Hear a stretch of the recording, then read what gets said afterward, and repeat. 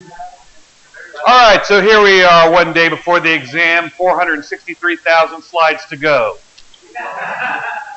It feels like it, at least. What we're going to do today is we're actually going to talk really about three things. We're going to talk about graded potentials, we're going to talk about action potentials, and we're going to talk about how graded potentials result in action potentials and how action potentials result in graded potentials across the synapse.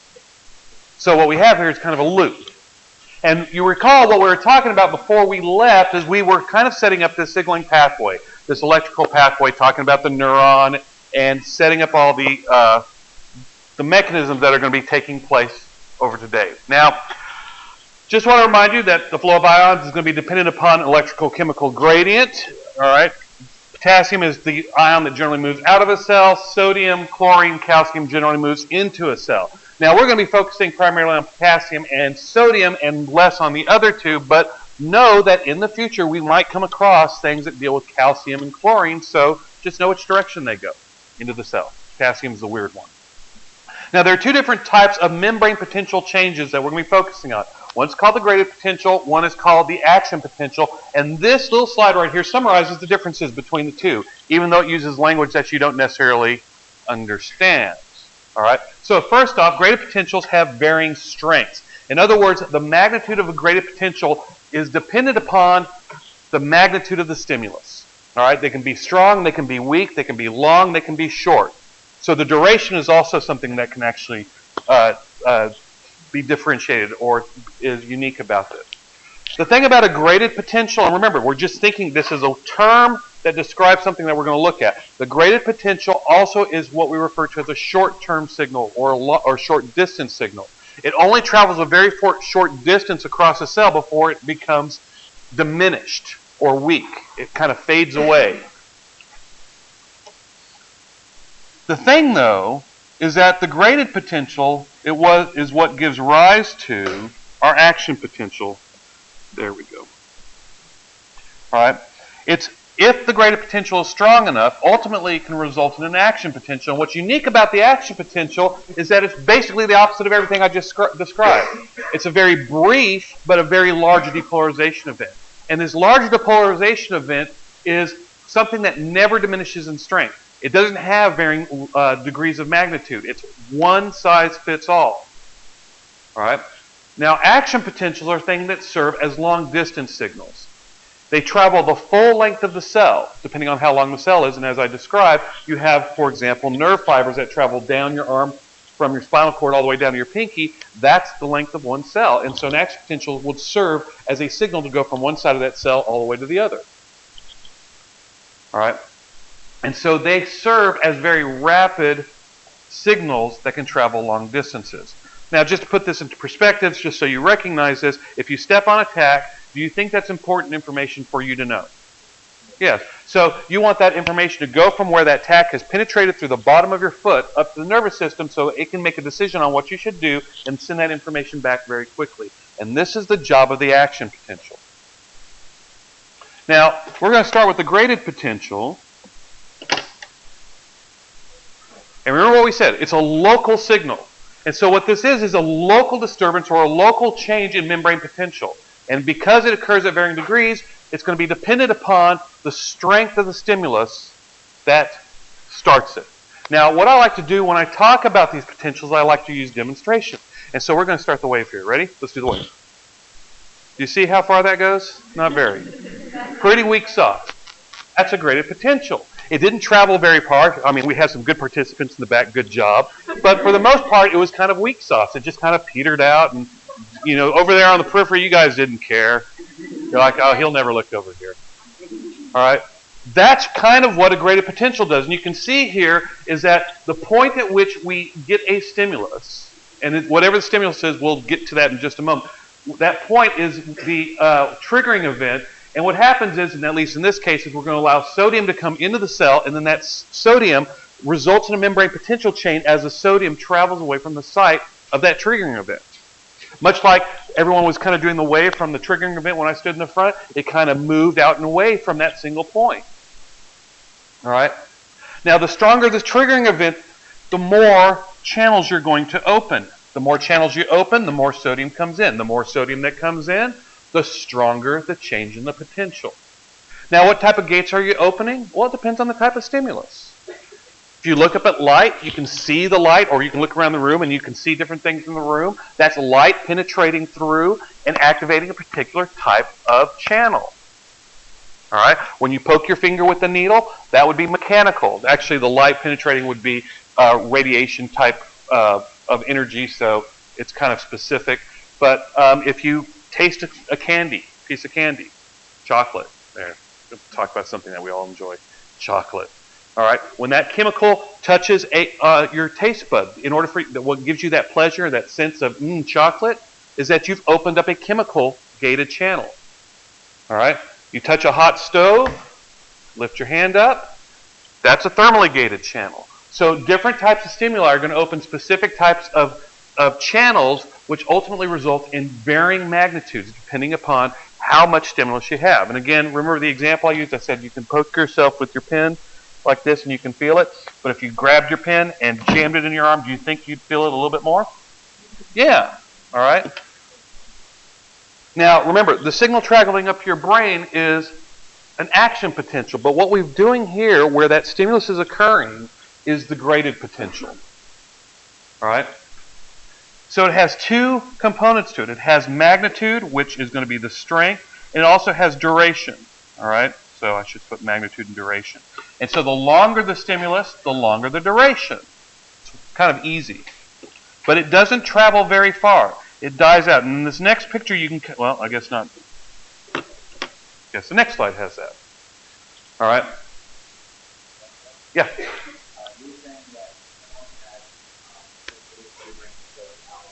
Mm-hmm. It's right.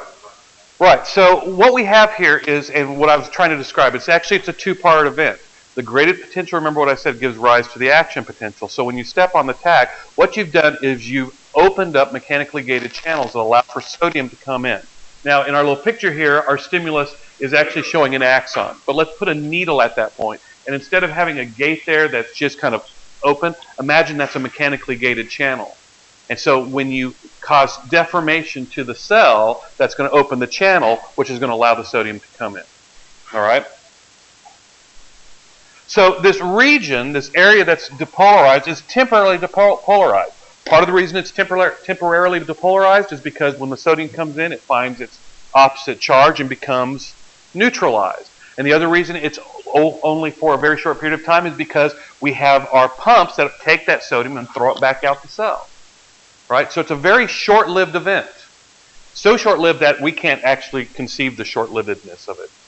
I mean, if I told you it's like just a couple microseconds, you'd be like, okay. You know, it's short. All right? It's dependent upon how long we actually, you know, if I sat there and did that, you can see the duration portion, but that's just because we keep providing the stimulus. Now, because it dies out in such a short distance, it's very limited in terms of what it can signal for. All right? And so if you can't tell, I mean, here's our picture that we're doing. This is a stimulus that's occurring on part of the cell body of the neuron in that second, or in that little image. Or you can think of it being right up here. All right? And so as it travels, it only travels a short distance across that cell body. So you can see it's not a very good signaling event, because ultimately it would peter out. The way I kind of like thinking about this, if you can't visualize it, it's like throwing something into a pond, like a rock. You know, when you throw a rock into the pond, the very first thing you see is this big splash, and then the ripples that move away from that point of splash get smaller and smaller and smaller as you move further and further away. And that's kind of the same thing that's going on here, is that the wave of sodium that's traveling through the cell diminishes, just much like a wave does in a pond. But here's the thing. If the stimulus is strong enough, it can travel quite a ways away. And so on the left here, what we see is a stimulus that is occurring up there at the triggering event. And as you move further and further away, and we're actually measuring at this point right here, then at this point right here, and at this point right here. And so what happens is, as we move along, this stimulus is really, really high. You can see by this point it's kind of petered out. And by the time it gets down here to the axon hillock, and do you guys remember what happens at the axon hillock? That's where you form the action potential, right? And so here you're at a point that's less than the triggering point, or what we would call the threshold for the formation of an action potential. So a weak graded potential does not give rise to an action potential. It dies out long before it can. But if you have a much stronger signal, come on, pin, there we go, that can travel down through the cell and arrive at the axon hillock and be above threshold. If you're above threshold, you can get an action potential that can then result in an action potential that can then travel down the axon to the axon terminal. So what you say? Well, this is how we communicate from one side of the cell to the next. All right? Maybe. Yes, of course I can. Yes. So, part of the reason why we learn the graded potential is because we're going to see these terms: postsynaptic potential, receptor potential, in-plate potential, pacemaker potential, slow wave potentials, blah, blah, blah potentials. You're going to see these over and over and over again, okay? And they're just graded potentials. Just because they have fancy names doesn't make them any different than what we just described here, okay? In fact, we are going to learn about this one today. The rest of these, not so much. This will all be in the next unit. So that leads us to the action potential. And the action potential, as we said, was a brief, rapid, and large depolarization event. In fact, it's such a large depolarization event that it's actually a 100 millivolt change. And you can see down here, minus 70, go up to plus 30. All right? So that's a 100 millivolt change. And what we're doing is we're literally reversing the polarity inside the cell. It's kind of like Ghostbusters. No one's going to get that joke. It's just, that's my joke. All right? Now, what happens is a lot of people will look at this graph and they're trying to figure out what it actually means, but really what this graph is, if you can imagine, is that we're looking at a single point on the surface of the cell. We're looking at that point right here. And then what we're doing is we've got our probe in that point and we're saying, what does the voltage look like inside the cell? And so we're saying over time, you can see at the bottom of the graph, over time, we're starting off at rest. And then what's going to happen is we're going to see the membrane potential change and actually reverse itself. So the inside of the cell is no longer negative. It becomes positive. And then it's going to return back to its negative form at that single point. And it does so over time. I like to think of this like the wave. And for those who've taken my courses, you know what's coming next. We get to do the wave. Oh, come on. This is fun, all right? Now, the thing about an action potential is once you start it, much like the wave, it can't be stopped unless you think you're too cool for school, at which point we'll keep doing it until you get it right. All right? It's also propagated in what we call a non-decremental fashion. So when the graded potential was dying, we're seeing less and less and less. That's, decremental. It's getting smaller and smaller and smaller. Decremental can go the other direction too. It can become bigger and bigger and bigger. That's not what happened. With an action potential, once you create it, no matter where you go along the length of the axon, it's always going to be a 100 millivolt change. It's always 100 millivolts. All right? So you're going to see it as it's traveling, that it's just the same thing all the way along the length of the cell. The last thing that I want to point out is that you're either going to respond to a trigger or you're not. It's an all or nothing response. So if you can bring the cell to threshold and form an action potential, then the action potential occurs. If you can't get to that threshold, it isn't going to happen. So in order for you to get an action potential, you have to have enough of a stimulus that it results in reaching the threshold. Okay? So there are 5 basic events that actually occur. I think we have like 4 or 5 slides here that basically say the same thing. We're just going to kind of walk through them. All right? So here at number 1, that's our resting membrane potential. So you can imagine yourself, here's the rest. The cell's not doing anything. And then what happens is there's some sort of stimulus that results in us moving away from the resting potential. In other words, we've got to do something that allows for sodium to come into the cell and cause depolarization. As sodium moves in the cell, the membrane potential goes from minus 70 and it starts climbing upward. Now, when you get to the number 3 up there, that's when you reach threshold. And at this point, what you've done is you've opened up all of these sodium channels in response to the sodium actually rushing in. So the type of channel you're actually opening is a voltage-gated channel. And we're going to go over this again and again, so if I feel like I'm talking fast, bear with me. All right? And then what happens is you see this massive chute, and that's number 4. That's the sodium rushing into the cell. Now, I've got to pause here for a moment. The terms I'm using here, like rushing into the cell, doesn't it feel like there's like a lot of molecules moving and it feels like a stampede? Yeah, it's all hyperbole. I mean, we're talking 1 or 2 molecules. Okay? It doesn't take a lot. But I want you to get the sense of how quickly and fast it rises up. And then at number 5, those sodium channels that are open slam shut, and then potassium channels open up. And this allows for the rush of potassium out of the cell, and it causes our return back towards our resting potential.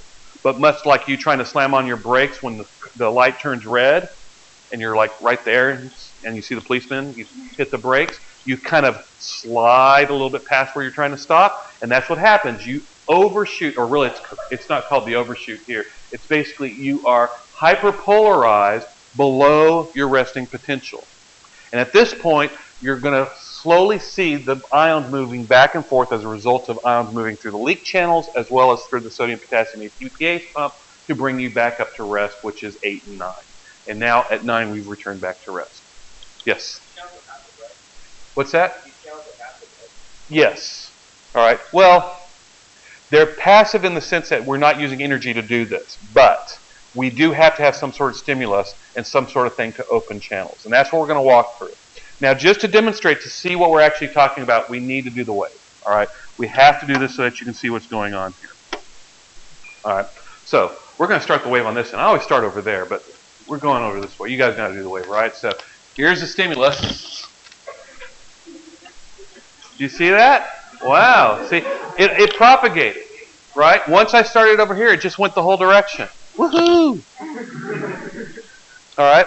Now notice there were some specific points about doing the wave. Everyone started low, and then we all went to our utmost highest, right? Going, woohoo! No, I mean, I know a couple of you say, oh, I'm going to pretend, but you got to here, and then you brought your hands back down again. And how much did that look like what we just saw?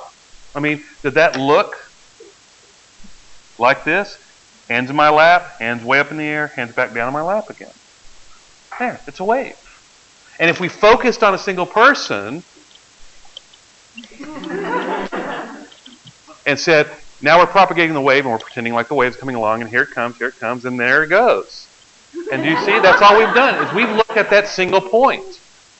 Right? You're in the splash zone. Remember, I'm Shamu. All right? So what we did was we just watched at that single point, and that's what that graph represents. Now, in order for this to happen, remember I pointed out that we have sodium and potassium. So the big players in all this are sodium and potassium channels, but they're a specific type of channel. They're not leak channels, they're voltage-gated channels. And so they open in response to changes in the membrane potential. Kind of cool. All right? Now, when you look at these, they're actually a little bit unique, all right? They have several charges, groups around them, and so when the ions start passing through and start changing the membrane potential, that's why they change their shape and why they're able to open up around them.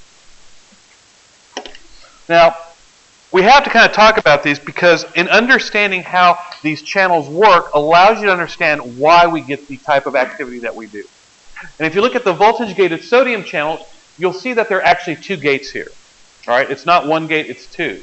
All right, we have what we call an activation gate and another one that's called an inactivation gate. When we start off, the activation gate is closed, the inactivation gate is open. It's like this.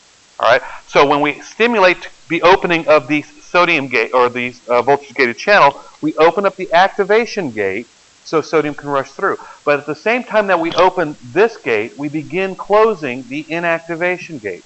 The difference is that this gate is slower than that gate. So it's like this. It's like up, and so sodium can sneak through before this one closes. No, activation gate is closed at the start. The inactivation gate is open, and so when we open the activation gate, the inactivation gate begins to close. So what that means is that we actually have three states in which we exist. We have a closed state but capable of opening. We have an open state, and then we have a closed state again, but needs to be reset or incapable of opening.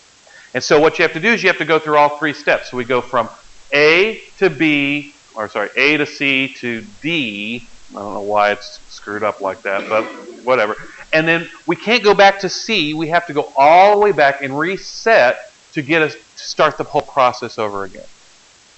All right? So it's like this. We go 1, 2, and then 3. And then you have to go all the way back to start the process over again. Does so naturally, just by virtue of the change in the shape. Yes?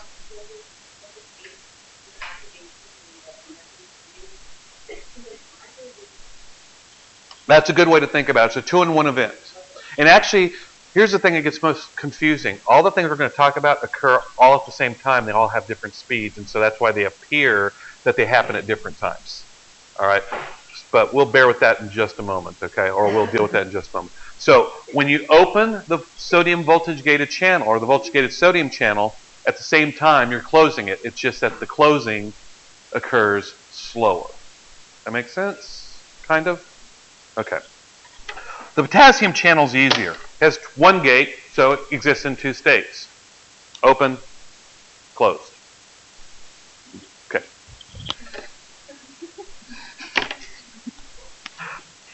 Now we need to walk through the events to understand what's going on here. All right.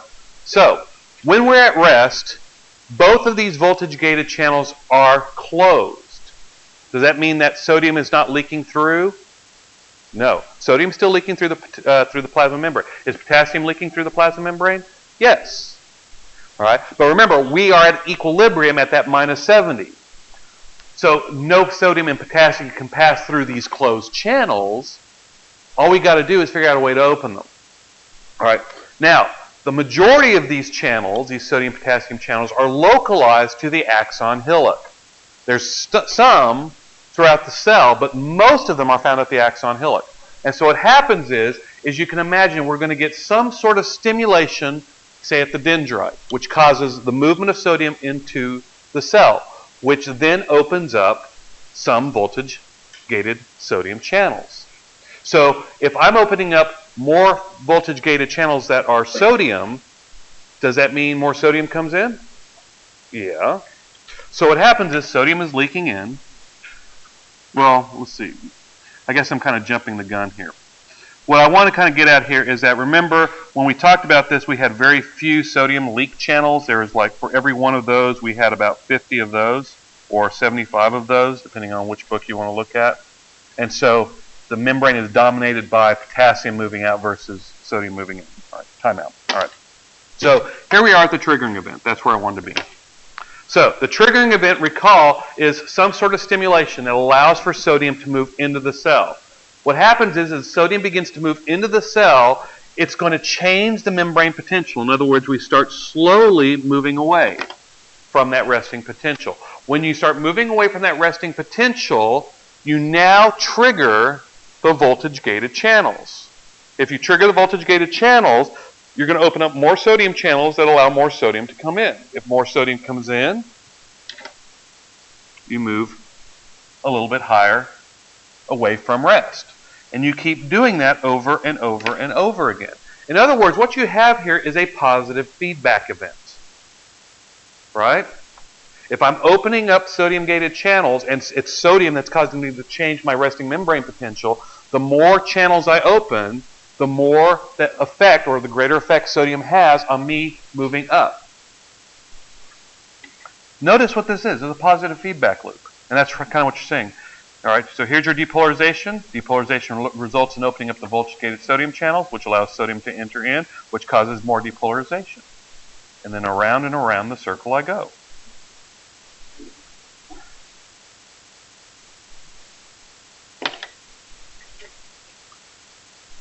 Threshold.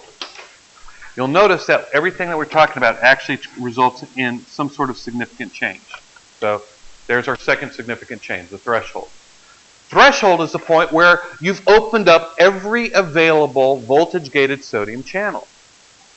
So once you've done that, now you're climbing like a madman, or a beast, or whatever you want to do. You're shooting upward. Sodium is rushing into the cell as fast as it can. Yeah.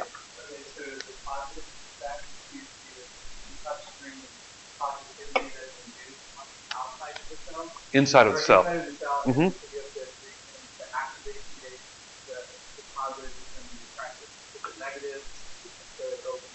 That's right. Well, so you can think about it like this. Here's my voltage-gated channel. It responds to changes in the membrane potential. So the presence of positive and negative ions as those.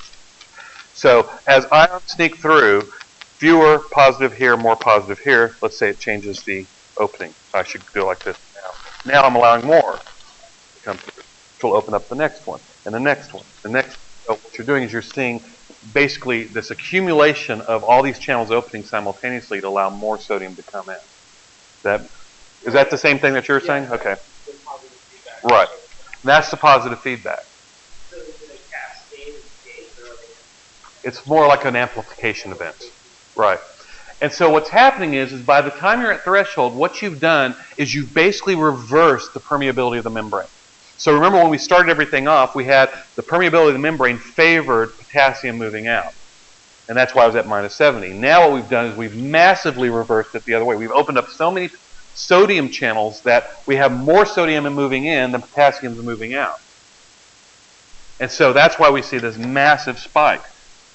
And what are we trying to do? Remember what we said is that we could calculate where the equilibrium potential is. So sodium is basically trying to rush into the cell until it reaches its equilibrium potential, which would be plus 60. Now that's not important for you. You don't need to know I'm trying to reach plus 60. But that's why you're shooting up, is because sodium is rushing in so fast that it's trying to get to the point where you'll get to rest. And then, and this is the time-dependent event, when you get right here, so notice everything started here, so when you get right there, that's the point when that inactivation gate closes. So what you've done now is you've basically reversed the permeability once again. Right? So you open up all these channels, sodium is rushing in, then you close all the channels, sodium can't rush in anymore.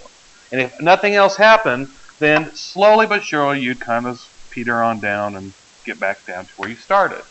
But we don't peter on down. Instead, we rocket back down. And this is because of the presence of the second type of channel, the voltage-gated potassium channel. And if you don't see down here, if you didn't notice, we have a depolarization event that results in the opening of the sodium channels, but there's another arrow on our slide. It says the same event results in the opening of potassium channels. And this is a slower event. Remember I said things are going to open at different speeds. So the same event that causes us to open the sodium channels is the same event that causes us to open the potassium channels. They just open up later. And so they open up at this point, and that causes us to rush back towards rest. We repolarize. Now, a couple things happen during this period of time. We've closed the sodium channels, right? So they have the inactivation gate in the wrong position, so what do we have to do? Reset them, right?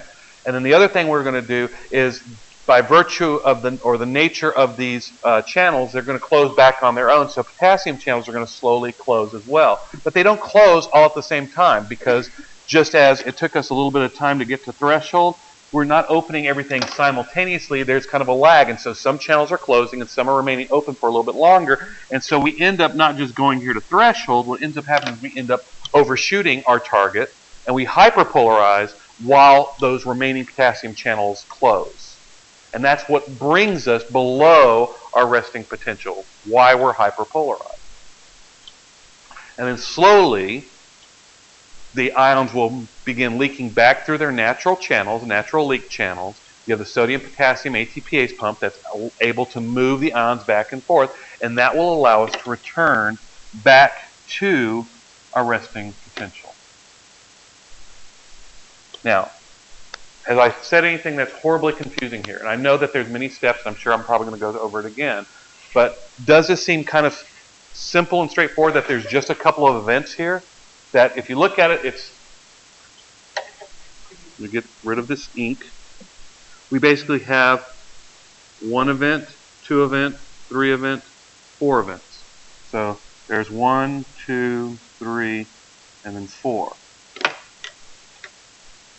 Changing the permeability of sodium.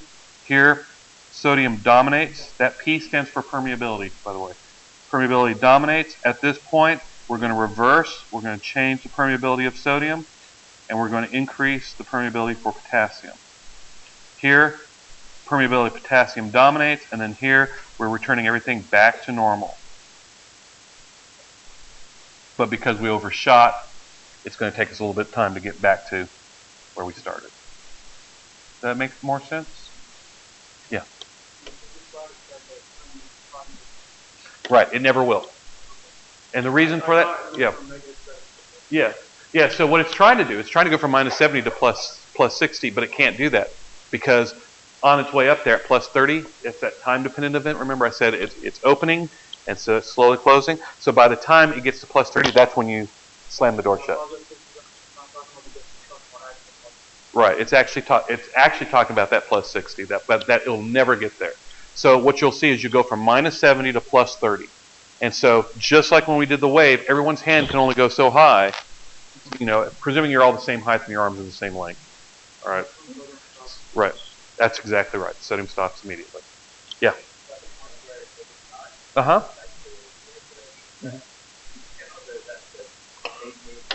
So from here to, so everything under here is a result of those potassium channels still closing. All right. So you can think about it like this. In order for me to get from, let me erase the ink on this slide, to get from here to here took a little bit of time, right? But those are depolarization events that ultimately result in the opening of voltage-gated sodium channels. But at the same time, those same events, those depolarizations, also result in the opening of potassium channels, right? It's just that the potassium channel doesn't open up until this point over here. So the one trigger right there that caused this channel to open there, this one is going to cause it to open right there, right? And so when this one closes, say at this point, this one over here is going to close at this point. So there's kind of this lag as a result of just things opening in a sequence. Oh, yes. Yeah, that's the well, it's not just passive because you still have the sodium potassium ATPase pump working here. But yeah, so what you've done is, remember, we established through using the Nernst equation and actually Hodgkin's cats, whatever, the stuff that we completely ignored, we established that the resting membrane potential of a neuron is at minus 70. So if you're not at minus 70, what's the neuron going to want to do? It's going to try to get to it. Yes, sir. That's correct. Right. So that's part of it. But remember, the leak channel's there because what we're trying to do is we're trying to reach that equilibrium of minus 70. The potassium is going to be moving out trying to get it to minus 90. It's just that we have that pump as well as the sodium leak channels that allow us to return back to the minus 70 itself. And I know I'm using numbers here. Remember, the numbers themselves aren't so important. It's what's doing it in order to get there. Yes, ma'am.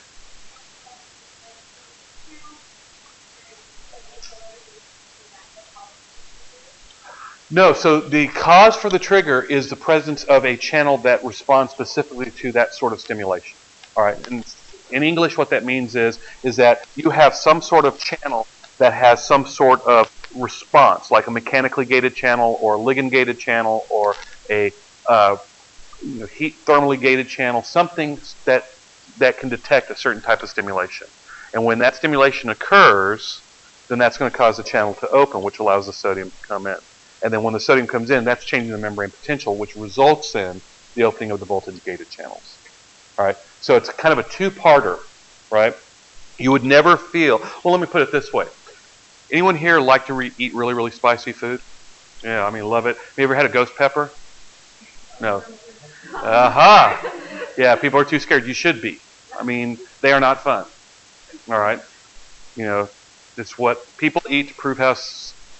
I don't know. That's what I was going to go with, but I'm just going to keep that to myself. Yeah. Well, yes, but there's so much capsaicin that... Anyway, you put that ghost pepper on your taste bud, that chemical will bind to the receptor and cause it to open up. All right, and actually, those type of receptors actually respond to changes in temperature as well, which is why we perceive heat. Okay, so you can imagine that signal, the thing that we say that we perceive the heat on our tongue, is a result of a chemical binding to a receptor, allowing sodium to come in. Take that same pepper and put it on your arm. Are you going to feel anything? No. No heat, right? Because you don't have the proper receptor in place to cause the receptor to open up and say, oh, by the way, it's hot and you're burning here. In some cases, so you're talking, it can be whatever the stimulus is. All right, you want to talk about spiders crawling across the back of your neck? All right, what kind of, because, I mean, we've all done that, right? We've felt that bug and then you start doing this. What is it? That's a mechanically gated channel, you know. Someone come up and poke you with a needle, you know. Someone comes up and blows in your ear. I mean, all sorts of different types of stimulation, you know. Yes, ma'am. Mm-hmm. That's your body in denial. No, I'm...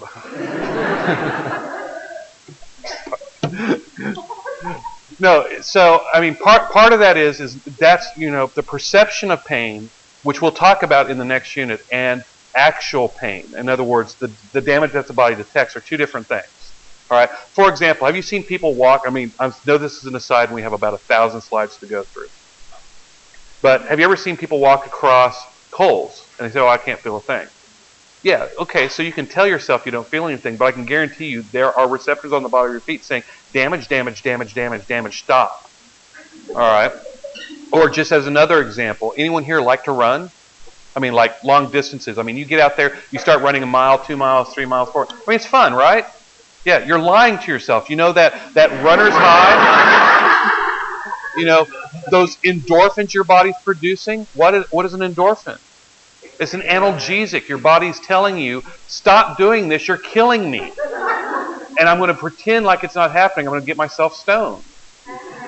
I mean, analgesic, morphine, yeah. All right. My point being is that perception and the stimulation that causes, you know, the damage, or I shouldn't say the damage, the activation of a particular receptor are two separate things. That's absolutely right. Right, exactly.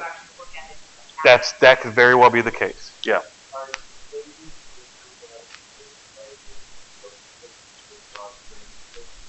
Is which the... Yeah, well, so that's the chemical that opens up the receptor to let us know that we have something hot in our mouth, right? And so those Schofield units, I think, are based upon, I mean, I know that's how you perceive heat, you know, so it's like, okay, well, this one's hot. But I think it's the actual concentration of the capsaicin that ultimately results in the actual heat.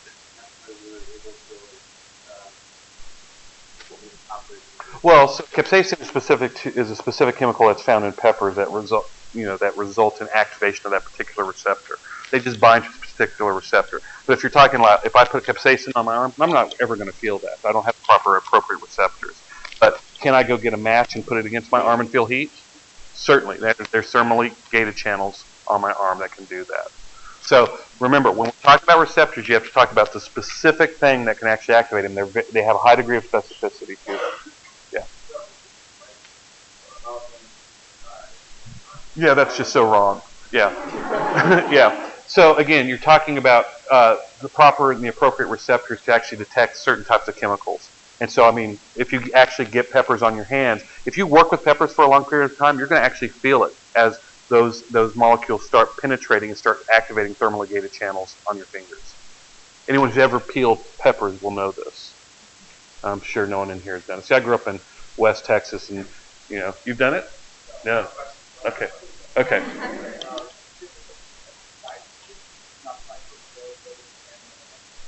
Mm-hmm.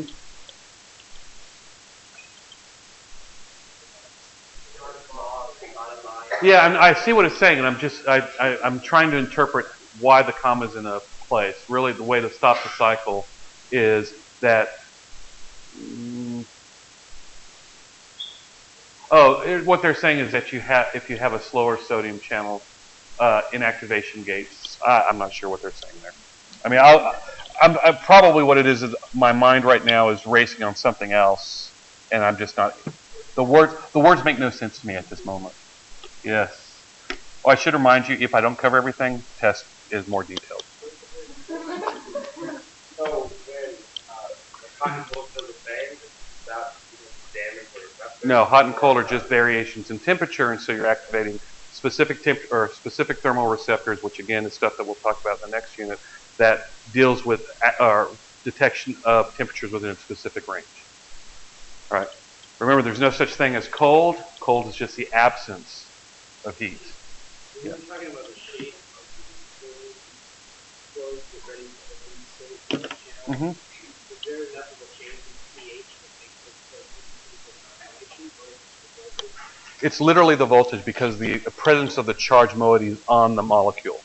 And so, and what happens is like with most things where you change the shape, you know, that are malleable, and again, malleable is not the correct word to be using here, but when you change the shape, it's in a configuration that it doesn't naturally want to be in. It wants to revert back to its original shape, and so there's a time-dependent resetting for all of these channels. All right, so when you start opening up the channels, it's a change as a result of the presence of those charges in response to the stoichiometry, I guess, you know, chemicals. And then what happens is once you've now changed the shape, it's in a position that it doesn't want to be in, so it wants to revert. It wants to go back. That's right. All right. Now, I throw this up here just to remind you what I've said, is that we've only slightly altered the ion distribution. Even though I use these terms like rushing in and so on, this is hyperbole. It's not enough to prevent another action potential.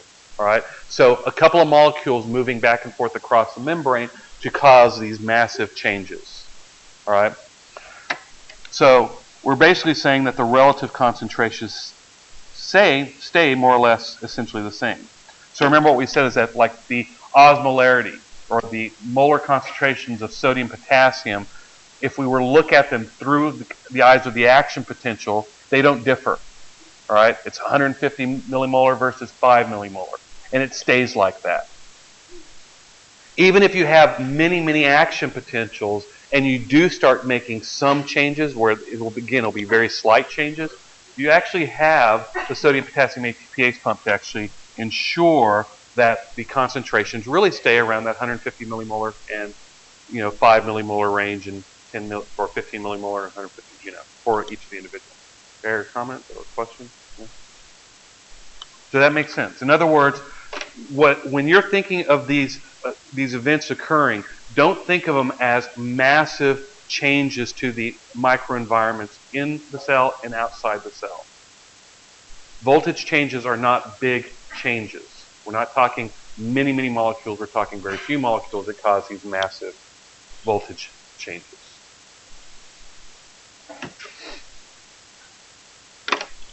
What this leads us into is the refractory period. And the refractory period, simply put, is the period of time in which an action potential can't occur. We have actually two parts to the refractory period. We have what we refer to as an absolute refractory period and a period that's called the relative refractory period. And again, I'd like to demonstrate the refractory period using an action potential at a single point. All right, you ready to do an action potential? I'm going to be the stimulation. You can just imagine we're just looking at the single point. Action potential, go. Again.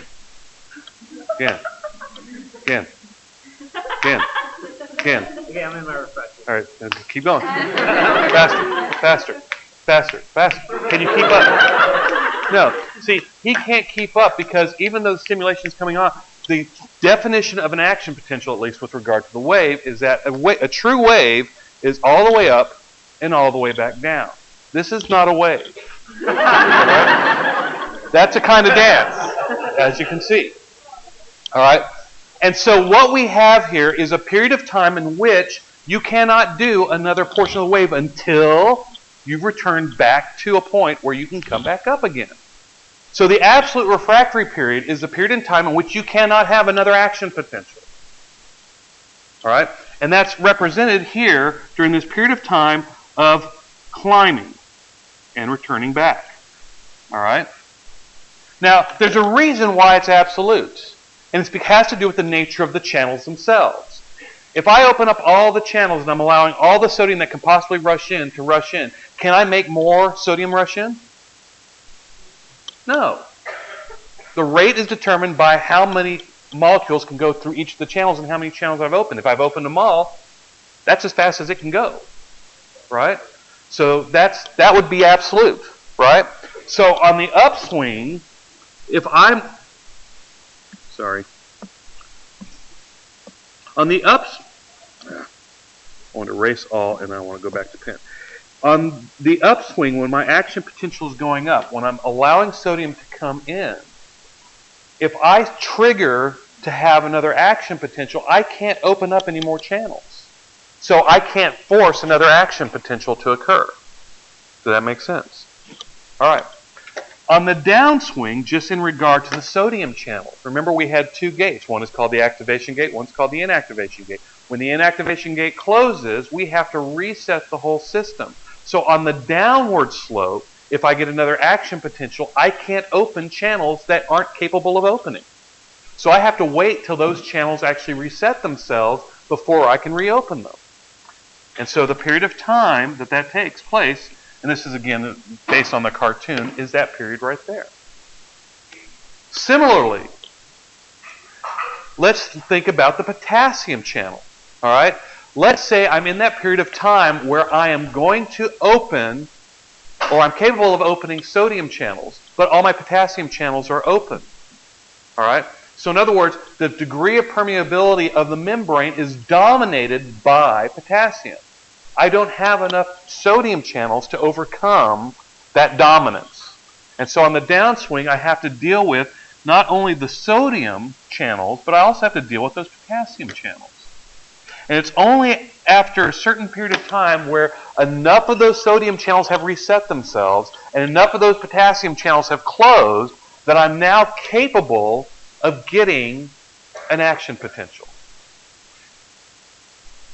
And this leads us to the relative refractory period. Now, the relative refractory period is a period of time in which another action potential can't occur except, because remember the definition of an action potential is if I can bring the membrane potential up to threshold, right? So here I am below minus 70. Let's just call it minus 75. Let's say the stimulus that caused me the first time to get an action potential was minus 15, or was plus 15 millivolts. All right, so I went from minus 70 to minus 55, which is threshold, and that allowed me to get my action potential.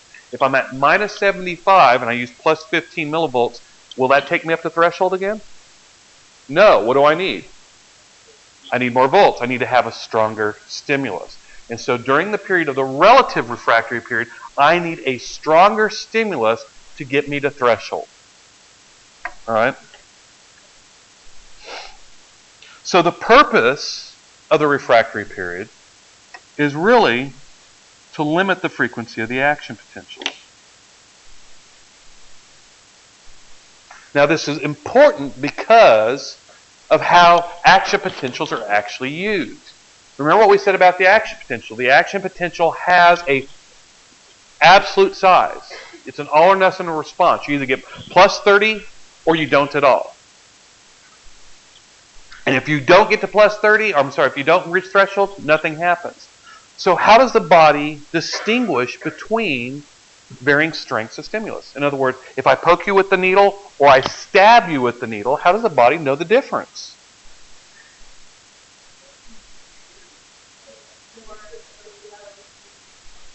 I like that. I like the answer. More.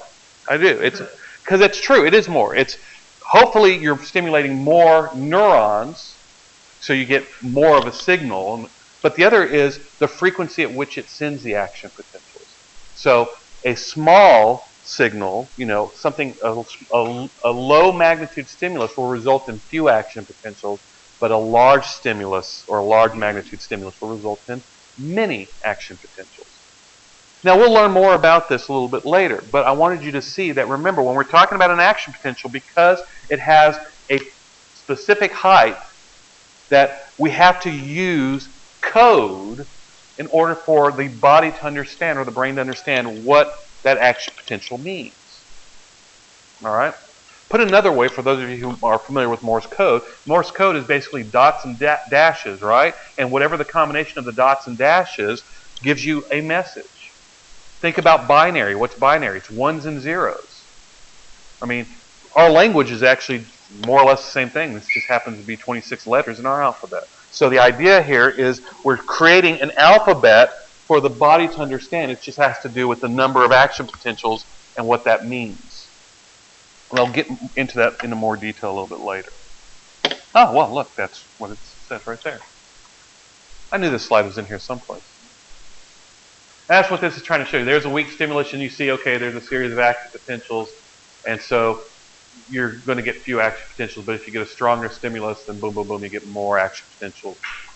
Each one results in different responses. You get a little bit of neurotransmitter in this case. You get lots of neurotransmitter in that case. All right. The other thing you can do is, like I said, you can recruit more neurons. So more is the answer. If you get a strong stimulation, you're going to do more. More action potentials and probably stimulate more neurons.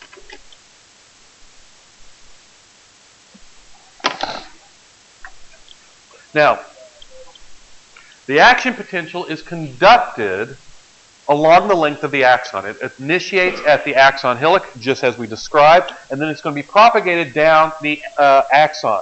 And it does so in a decremental fashion. In other words, what it does is it follows a real simple thing. As I have membrane, I'm going to cause depolarization along the length of that membrane. I'm going to move in a single direction because in that area behind, I'm leaving behind those channels that are still stuck, right? In other words, the ones that are closed that need to be reopened, and the potassium channels. And so that's why we go in one direction, because we're leaving behind a region in refraction. Now, this is a question I sometimes throw on the exam. Some of you will get it, some of you won't. But I'm just going to ask you to think about this for a moment. What happens if in a laboratory setting, because this can happen in the body, if I take a neuron and I stimulate one part of the axon over here and another one, so I create action potential that travel towards one another? They'll stop in the middle, because each action potential following it is a refractory period. So they just stop. Good answer. A+ on the test. That's what I'm looking for. I want all of them. I want all A+. As much as I hate writing letters of recommendation, I'd be happy to do 221 of them at the end of the semester. Just saying. Now, I throw this graph up here just to demonstrate this is like a snapshot of the wave in action.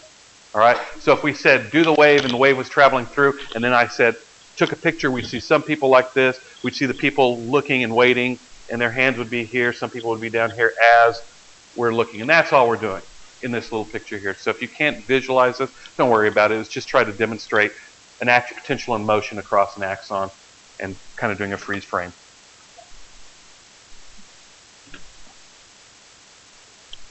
Now, there are two ways to propagate an action potential down an axon.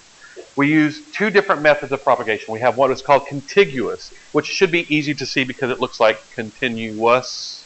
And contiguous really literally means that. It means I'm going to spread the action potential along the entire length of the axon. In other words, I'm going to cover the entire membrane. And then we have the second type, which is called saltatory conduction. And what happens is we're going to be jumping the action potential along the length of the axon in these small regions called nodes of Ranvier, because we have myelin sheaths hiding the other portions of the membrane. Yeah. It's determined by the type of neuron you have. So you can say the neuron tissue is dependent upon the type of neuron that's present, so sure. All right. Now, yeah.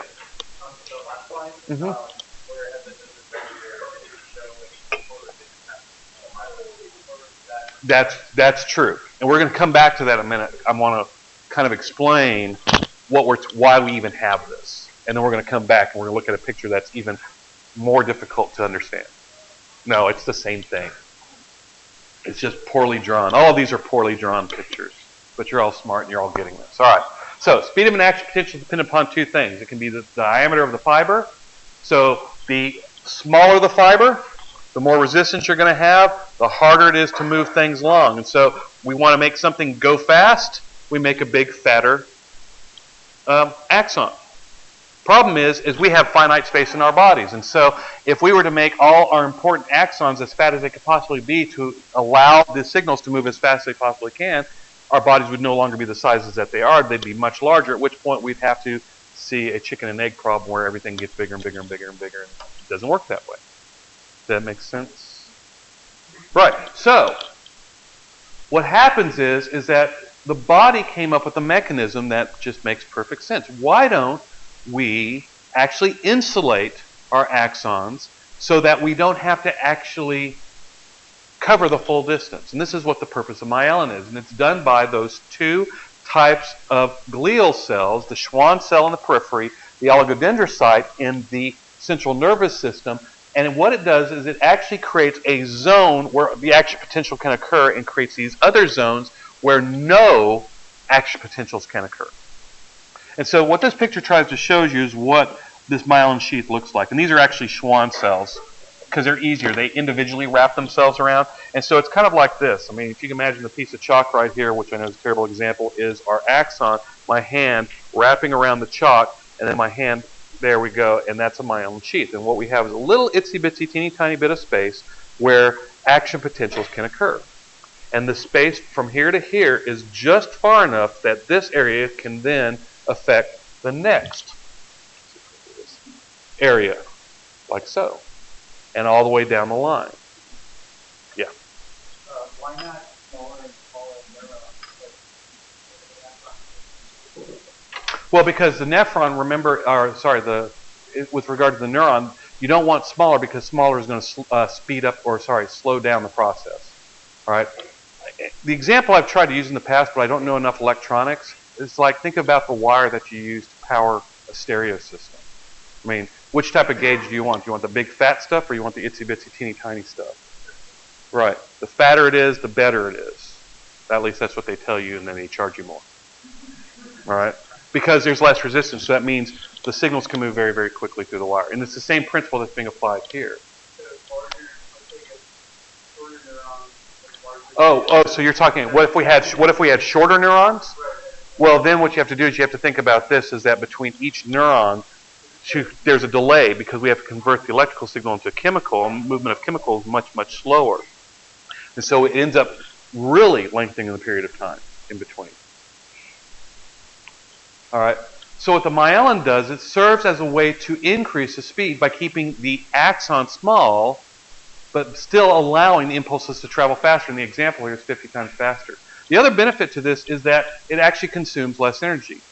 And just to demonstrate that this is actually faster, I'm going to run a race here. We're going to race. We're going to race from here to the other side. I want you to walk normally. All right. Normal walking is going to be similar to saltatory conduction. I'm going to walk as if I was contiguous conduction. All right. Walk normally. On your mark, get set, go.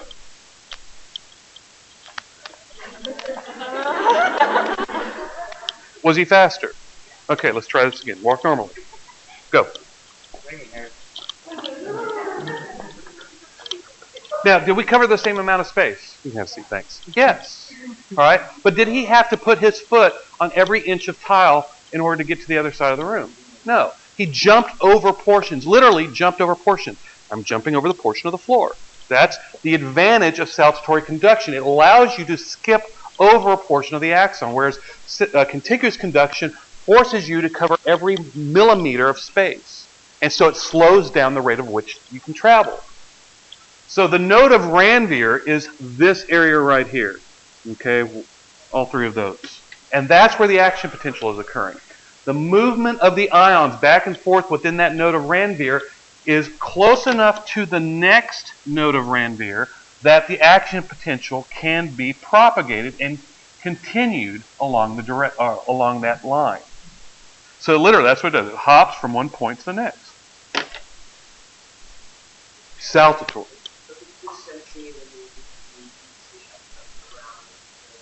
Well, don't think of it as sensing. Just think of it as the opening and closing of those voltage-gated channels results in a change in the membrane potential, which then affects. There's no sensing involved.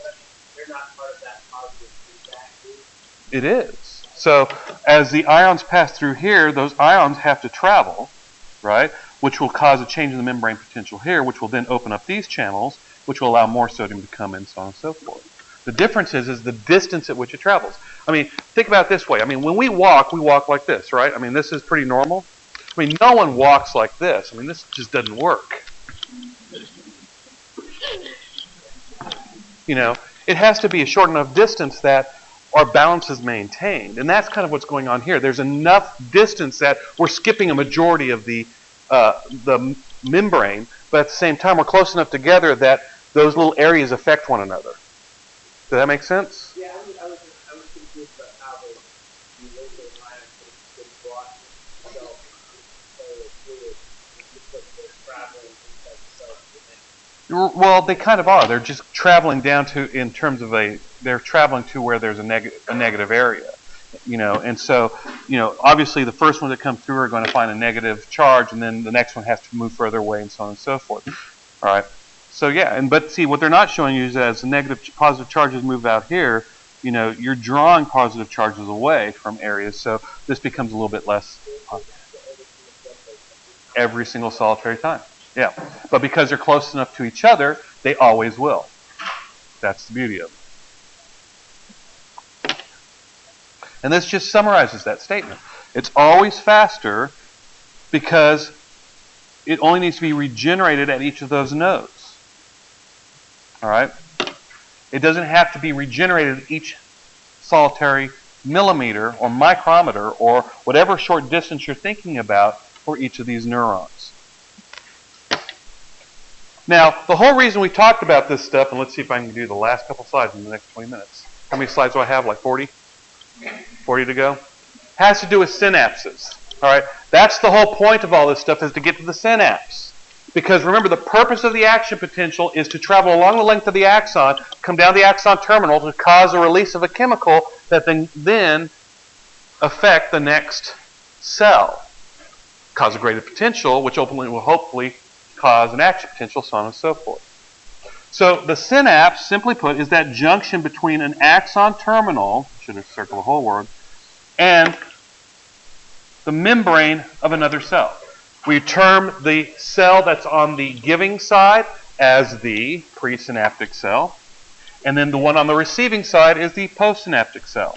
Now, there are two different types of synapses that do exist. We have electrical synapses, and these are the ones where chemicals, or ions are moving back and forth between cells through gap junctions, and these are rather rare. Like I said, this is cardiac muscle, as an example. All right. Chemical synapses, on the other hand, is what we're looking at, where this action potential, this electrical signal, travels along the length of the cell, and then it creates a change, a release of a chemical. So it's a signal that travels the length of the cell so that something can happen at that terminal end. And that's when we release that chemical message that then can be passed on to the next cell. Electricity does not jump from one cell to the next, because electricity is simply the movement of ions. And so what we're not doing is we're not taking ions and throwing them across the way. All right? Now, typically, the junction that we're going to be looking at is between a neuron and the dendrites of a second, but that's not the only way they exist. All right? It's just a simple model that we can look at. All right? There are three different types of structures where axons can terminate. It can terminate on a neuron, which is what we're going to be looking at, but it can also terminate on a muscle, in which case it causes a contraction, or it can terminate on a gland, in which case it causes excretion. And when it does this, we refer to this process as innervation. Now, if you look at the synapse, you'll see a couple of features. All right? This presynaptic portion right here is referred to as the synaptic knob. All right? And notice that the synaptic knob in our little cartoon has a whole bunch of vesicles. You see now why we started going over this at the very beginning? All right. The vesicle contains the neurotransmitter, which are chemical messages that we're going to be releasing. Notice also that our synaptic knob comes into very close proximity to, but does not actually touch the next cell. It's kind of like you and your little brother in the back of the car when you're growing up. I'm not touching you. You remember that game? You know. That's what's going on here. And so the postsynaptic side is going to be the receiving end. They're very close together, but they're not actually touching one another. And so this space in between, right here, in between those two, the presynaptic side and the postsynaptic side, is referred to as the synaptic cleft. The whole thing together is the synapse. All right. Now, as I pointed out, you can't throw ions from one cell to the next. So what you have to do is you have to convert the signal that you're receiving on the presynaptic side, that axon, or sorry, the action potential, which is going to be traveling down, into some sort of chemical that can be passed on to the next cell. Because we know that the cells on the downwind side or the downstream side respond to chemicals. There's going to be receptors there that can bind to a ligand. All right. So what we have here really is what we would refer to as a unidirectional signal. All right. We basically have something that's causing a change in the membrane potential, which results in chemicals, which will cause a change in the membrane potential over here, which will ultimately cause a response. All right. The response here, which will be electrical, cannot affect this way. It only goes in one direction. Now, there are 5 steps to the synaptic event, and it's really simple. So, this is the easy part. All right. Basically, what we have is we have an action potential that's traveling down, depolarizing, and it arrives down here at the axon terminal. And when it arrives at the end of the axon terminal, it's going to come across a new type of voltage-gated channel. So notice, the stimulus is a voltage-gated channel, and what it does is it opens up calcium channels, and calcium comes flooding into the cell. Calcium does what calcium does best. It causes vesicles to move to the surface. Now really, we're ignoring all the steps in there that it causes vesicles to move to the surface. But what it's doing is it's causing change in the activity of the cell. Kind of acting like a second messenger here. All right? And so those vesicles move to the presynaptic side of the synaptic cleft. It opens up, and out come the neurotransmitters. Neurotransmitters are going to diffuse out into the synaptic cleft, and those that come into contact with receptors are going to bind to the receptor, which causes the opening of a channel, perhaps, or some other sort of cellular response. So it's pretty straightforward, isn't it? Action potential results in the opening of a voltage-gated channel, which allows calcium to come rushing into the cell. Calcium does its magic, causing a vesicle to move to the surface, opens up, releases neurotransmitter. Neurotransmitter crosses the synaptic cleft, binds a receptor, causes a change in the downstream cell. Yes, sir. Well, in this case, we're not describing what the event is, but I said it's kind of like a second messenger. All right. So how it's actually doing it, we're leaving it as the big black magic box with the question mark in it. All right. Now, I just want to throw this out here. I'm not going to ask you anything on this slide. I'm not going to ask you anything on this slide. I never have. I never will. I just like to throw it up here to watch people sweat. All right. But really what it points out is that all we are doing here is we have a neuron acting in a paracrine fashion. There are many different types of neurotransmitters. All right. And you can see there's all these different neurotransmitters listed here. You don't have to memorize them. Please do not. All right. And or the neuron itself will release what are called neuromodulators. And these can act to cause long-term changes. And we'll talk about those again in the next unit. It can also act as an autocrine signal, where it actually feeds back on itself. But we're looking at the neuromodulate or the neurotransmitter acting across the cleft. So the question is once we got this signal begun, how do we stop it? And it's kind of the same way we kind of did everything else. You got to get rid of the activator. And so really what we do is there are several things. First, you can have enzymatic inactivation, which basically says, all right, well, here we've got this sucker out here. We don't want it here, so let's go ahead and start destroying it. So, for example, one of the neurotransmitters in your body is acetylcholine. There are enzymes called acetylcholinesterase that can actually destroy the acetylcholine. And you can see why, or if you think about it, you can see how quickly and how important this is, because when cells are communicating, you want them to be able to actually communicate with each signal, right? If you have an action potential occurring every millisecond, you want to be able to clear the path between those milliseconds. Does that make sense? So that's what you're doing. You can transport these molecules back into either the neuron or into glial cells, like the astrocytes, in which case they can either be destroyed or they can be repackaged and used later. The third thing they can do is they can be kind of like a, freshman walking around on campus and just kind of wander around and ultimately get picked up and move away. At which point there's no receptor for that particular neurotransmitter, so it's not going to do anything, and eventually it will get destroyed just by virtue of what it is. Yeah.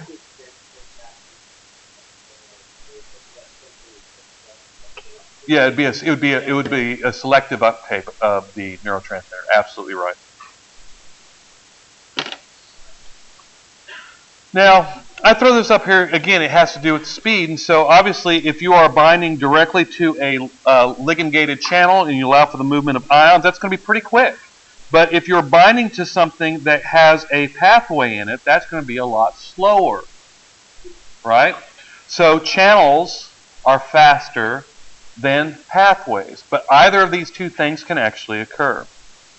All right, so we refer to this as a fast synapse. This over here is a slow synapse. The thing is when you're dealing with fast versus slow, fast synapses also last very short, whereas slow ones last longer because of the pathways. Now, we are now, with about 7 minutes to go, on the postsynaptic side. All right. So remember, we started on the presynaptic side. We sent our neurotransmitter, so now we're over here. All right, and we're going to try to establish what our response is. Hint: it's a graded potential. Okay.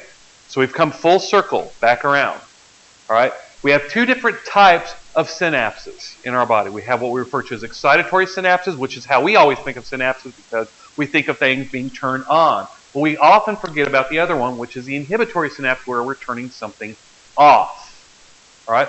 So with the excitatory synapse, what happens is a neurotransmitter is being released. It binds to a receptor, which is usually associated with the channel. The channel opens up, and sodium rushes in, and we see a depolarization in the membrane. This is what we call an excitatory postsynaptic potential, or abbreviated EPSP. Notice there's nothing difficult in the name. We named it for what it is. Excitation, because we're getting depolarization. And where is it occurring? Postsynaptic side, and it's a potential. All right. Now, because it's a graded potential, the stronger the stimulation, the stronger the magnitude. So we can have variation in the magnitude. It has absolutely no refractory period. That's one of the benefits of a graded potential is there's no refractory period. You can have them add on top of each other. So we can sum EPSPs together. The opposite is the IPSP, which is an inhibitory postsynaptic potential. Here, the neurotransmitter binds to a receptor that opens up a channel and allows potassium out of the cell, for example, or chlorine into the cell. In either case, what you're going to do is either you're going to remain flat at the resting potential, or you're going to see a dip or a hyperpolarization on the postsynaptic side. We abbreviate this the IPSP, the inhibitory postsynaptic potential. Again, same rules apply.